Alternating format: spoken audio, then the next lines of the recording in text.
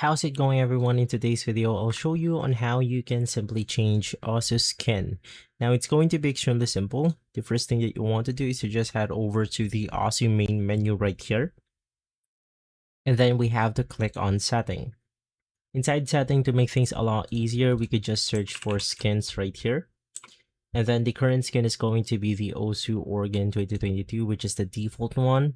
And if you want to change it, you could just go ahead and choose one of the skin right here.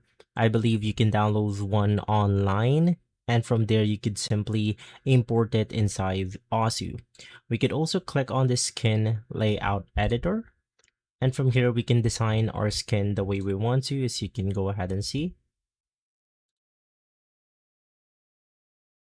And so that's going to be how easy it is, everyone. If this video has been helpful, leave a like, subscribe, and follow us for more videos like this. Thanks for watching.